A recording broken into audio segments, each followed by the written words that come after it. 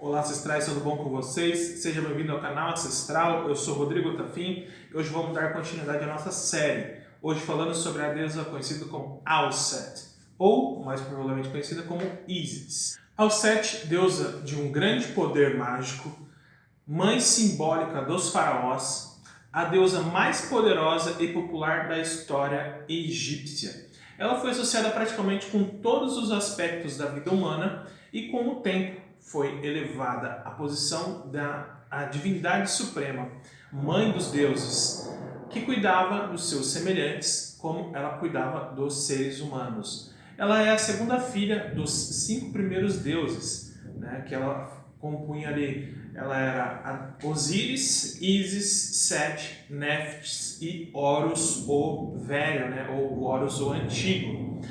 Irmã e esposa de Osíris, mãe de Horus, o jovem, e simbolicamente entendida como a mãe de todo o faraó. O seu nome egípcio, Eset, ou Auset, significa deusa, um dos significados é deusa do trono ou a poderosa, por causa da sua sucessão com os faraós também.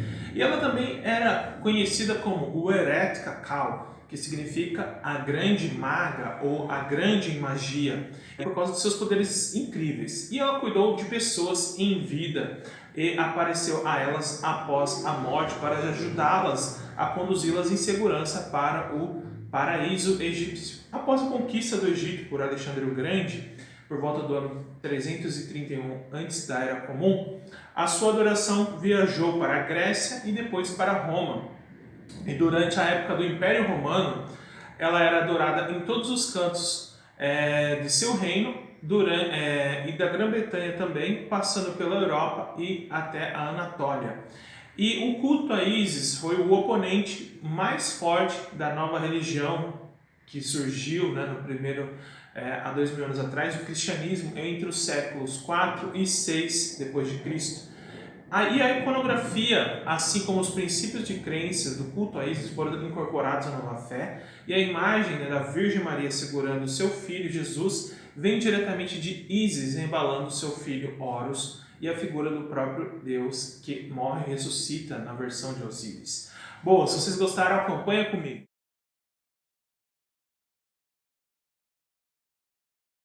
Bom, falando sobre as funções. Em seu papel de mãe, ela poderia se manifestar como uma porca, particularmente conhecida como a Grande Porca Branca de Heliópolis. Devido assim os egípcios, né, como eu já venho citando em alguns vídeos, os animais eles pegavam a simbologia que aquele animal representava e transferiam para eles, tá? Então, a porca no sentido aqui de cuidadora da sua prole. E ela também tinha uma forma como uma vaca, né, que Ísis que dava a luz também ao deus touro sagrado de Mênfis, conhecido como Apis, que eu já falei sobre ele aqui nos vídeos anteriores, tá? E o ciclo de mitos em torno da morte e ressurreição de Osíris, ele foi registrado pela primeira vez nos templos, nos textos das pirâmides, e se tornou o mais elaborado e influente em todo o Antigo Egito. E Ísis ela desempenhou, né, um papel mais ativo neste mito do que em outros como protagonista. Então, né, à medida que se desenvolveu a literatura no Novo Reino por volta do ano 1500 a.C., ao período ptolomaico, por volta do ano 300 antes, ela se tornou a personagem literária mais complexa de todas as divindades egípcias e, ao mesmo tempo, ela absorveu características de muitas outras deusas, ampliando seu significado muito além do mito de Osíris. Eu vou falar aqui alguns das funções, né, de como que ela foi conhecida, tá bom? Primeiramente, como irmã e esposa de Osíris. Na genealogia desenvolvida pelos sacerdotes de Heliópolis, Ísis era uma das crianças, né, um dos filhos de Geb e Nut, como a irmã que Osíris amava na terra. Ela auxiliava devotamente, né, no governo do Egito, e dentro das primeiras referências a deusa nos textos das pirâmides, ela parece prever, né, o assassinato de Osíris por Sete, e é descrita como sentada desesperadamente chorando por seu irmão. E após a sua morte, ela e a sua irmã Néftis choram inconsolavelmente na forma de aves de rapina, conhecido que alguns relatam que poderia ser uma andorinha, mas outros conhecido como falcão. E ela buscava sem cansaço encontrar o seu marido, o irmão, né, depois que Sete o desmembrou e espalhou as partes do seu corpo pelo Egito. Né? E no grande hino a Osíris, numa estela de Amenemose, da 18ª dinastia, no Museu do Louvre, a deusa ela é vista como um falcão protegendo a sombra do deus como a sua plumagem. E a brisa criada por suas asas formando assim, né, fornecendo o fôlego para ele. E ela então atua como uma guarda sobre o deus. Isso é iconograficamente mostrado em algumas estátuas da deusa em pé em forma humana, estendendo os braços para frente e de onde crescem as asas para flanquear, né, a figura de Osíris diante dela, em uma declaração clara, né, de que os egípcios vinham de Ísis como um exemplo de devoção ao Supremo. E é por meio da magia que Osíris a engravida. E o deus agora está partindo do Egito para o seu papel no submundo. A Ísis como mãe de Horus. É nesse aspecto que a deusa era considerada o elo vital entre as divindades e a realeza. Uma vez que o rei era o vivo Horus no trono do Egito, nos textos das pirâmides afirmava-se, né, que o governante bebia o leite divino dos seios de sua mãe Ísis. E essa imagem da infinidade de estatuetas de Ísis sentadas em um trono, amamentando o jovem Horus que está sentado em seu colo, acreditava-se ali que a deusa tenha dado à luz o seu filho em Remes, que fica no delta do Nilo, reforçando a conexão, né, com a monarquia desde o nome do lugar. Em sua antiga forma era conhecido como Akhbit, que significa, né, o matagal de papiros do rei, né, do Baixo Egito, e o seu papel como uma deusa protegendo nascimentos reais é encontrado no meio da história no Reino Médio, por exemplo no papiro de Westcar, que prediz uma mudança dinástica ali, onde Ísis recebe, né, em seus braços cada um dos 3 primeiros reis da quinta dinastia, quando Rudedet os deu à luz. E Ísis, na sua tenacidade e astúcia. Quando seu filho atingiu a maturidade, Ísis teve que lutar muito no tribunal dos deuses para a concessão da sua legítima herança do trono egípcio. E a este respeito, ela revela a sua verdadeira natureza como uma astuta de língua e perseverança contra os obstáculos colocados em seu caminho pelos deuses mais poderosos. O amplo salão do deus Geb e palco do litígio entre Horus e Sete, cujos processos estavam preservados em um papiro da data da 20ª dinastia, um motivo subjacente ali, né, no relato é a relação entre Ísis e Sete, o seu irmão também. O vínculo de sangue é uma ocasião forte, o suficiente para suavizar, né, a resolução da deusa em nome do seu filho. Quando Ísis arpou, né, Sete na sua forma como hipopótamo, ele apelou para ela em nome da sua consanguinidade e ela soltou o arpão, né, da sua carne. E no entanto, este é apenas um lapso momentâneo ali. Dos 2 episódios que ilustram como Ísis, na sua astúcia e habilidade mágica, humilha Sete na frente dos deuses presidindo no tribunal. Um deles é o conhecido como Ísis faz Sete condenar a si próprio. Neste relato, Sete, irritado com a simpatia que Ísis ganha entre os deuses, ele se recusa a continuar com o processo pelo trono egípcio enquanto a deusa estiver presente no tribunal. O tribunal é transferido para uma ilha, com instruções estritas sendo dadas ao barqueiro para não atravessar Ísis através da água, né, para essa ilha. E Ísis se disfarça de uma velha querendo levar comida para um menino que cuidava de gados nessa ilha. E, assumindo a forma de uma bela dama, ela atrai Sete para longe da corte. Ela diz a ele como ela está angustiada porque após a morte do seu marido, um estranho roubou a herança do seu filho, do gado e do seu pai e os despejou. A justa raiva expressa por Sete é imediatamente voltada contra ele pela deusa que declara ali na sua identidade. e ele encontra pouca simpatia dos deuses julgadores após esse evento. Bom, outro evento eu deixo para depois, vou continuar com as próximas funções de Ísis, tá bom? Ísis e o nome secreto de Ra. Em um episódio envolvendo o deus Sol Ra, a astúcia de Ísis tem implicações de longo alcance para o faraó governante. Embora ela deve ser admitido que o relato sobrevivente existe apenas como um feitiço elaborado para curar de picadas de escorpião.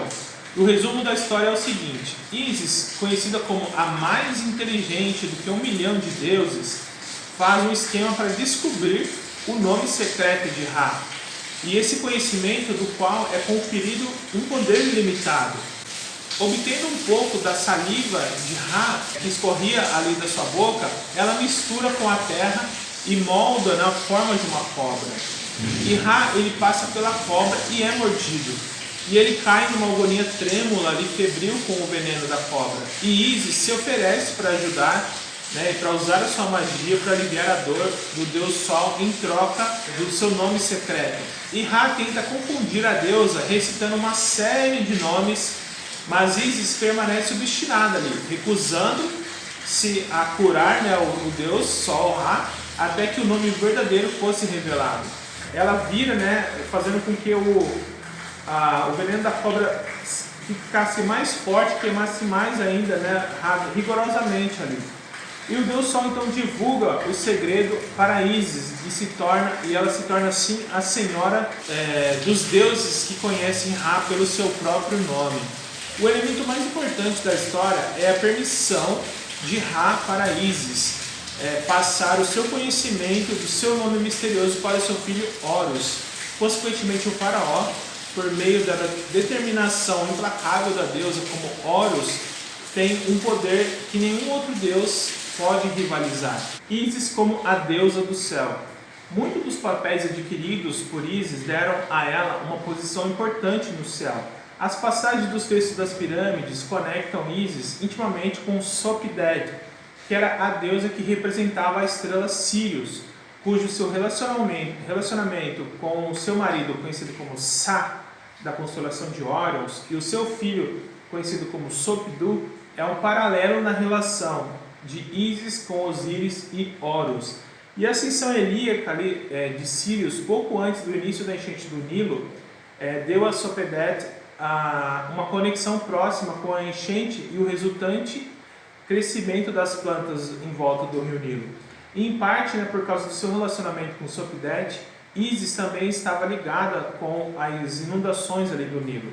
E às vezes ela era equiparada às lágrimas que ela derramou por Osíris. Na época de Ptolomaica, ela estava ligada à chuva, que os textos egípcios chamavam de Nilo do céu, com o sol como protetor da barca de Ra, e com a lua, possivelmente porque ela estava ligada à deusa lunar grega Artemis, por uma conexão compartilhada com uma deusa egípcia da fertilidade Bastet.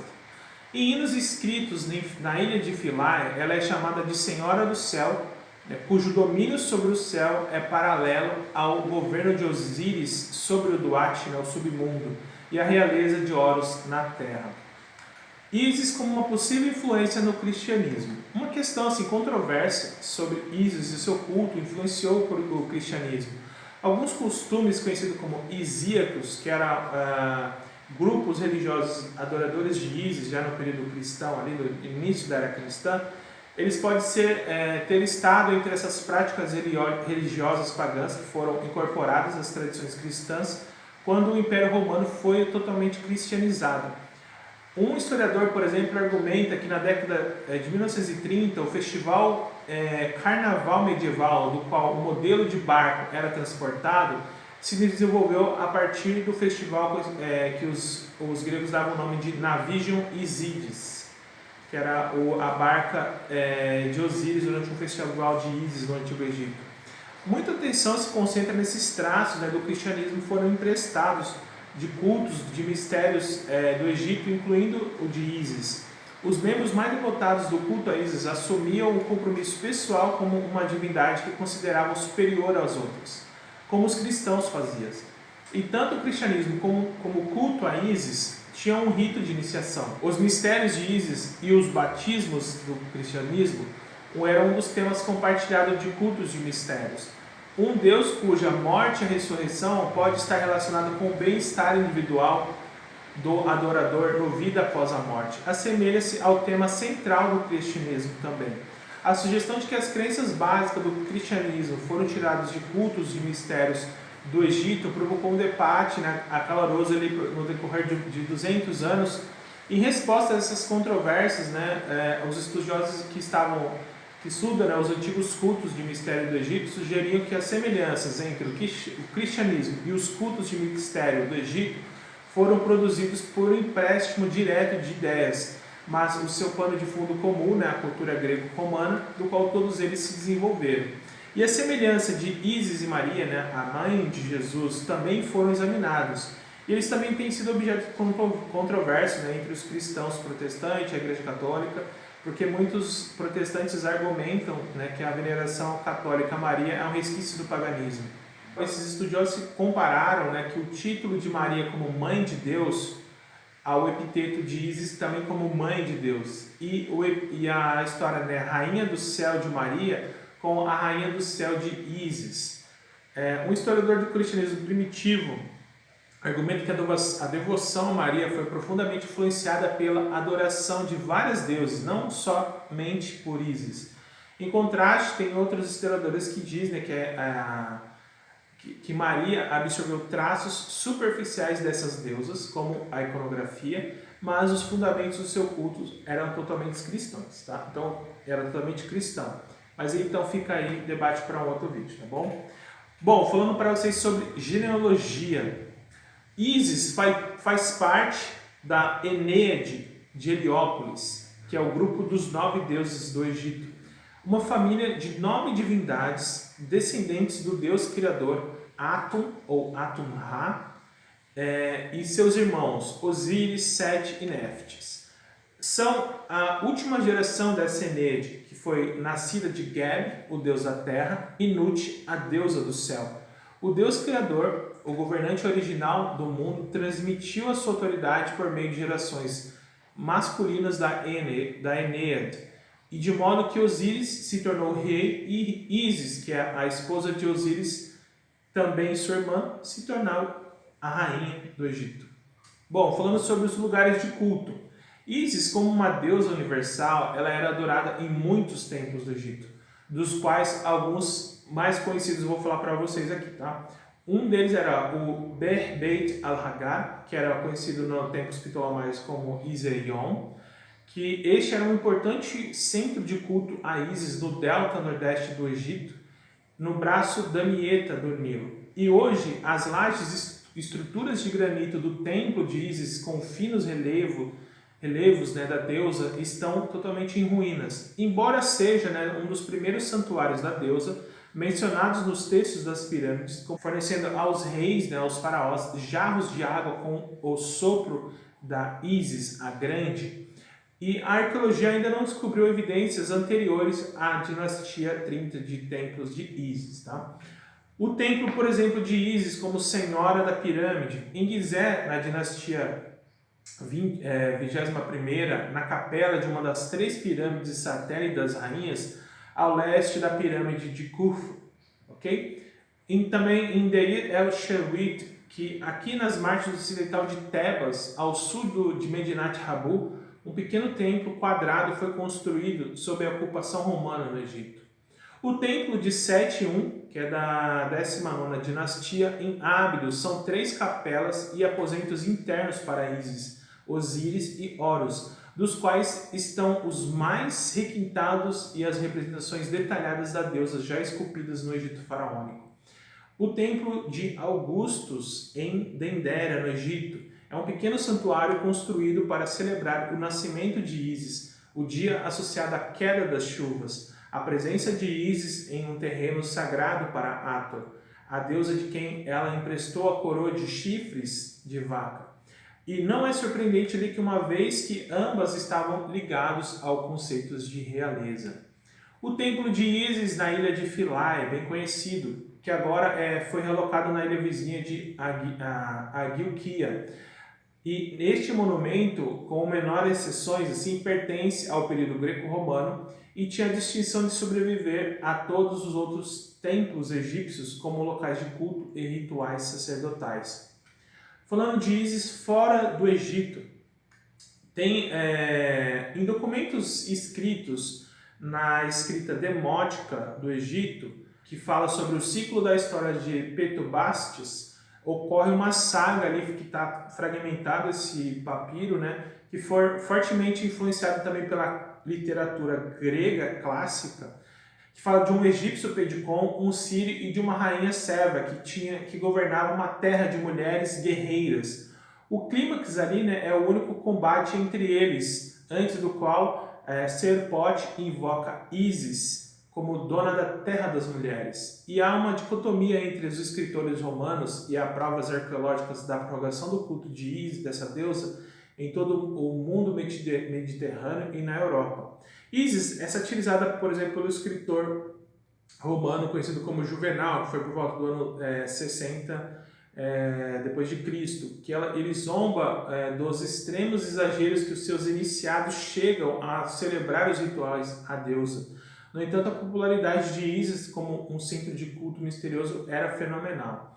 E neste desenvolvimento estrangeiro do culto a Ísis, a deusa superou Osíris em importância.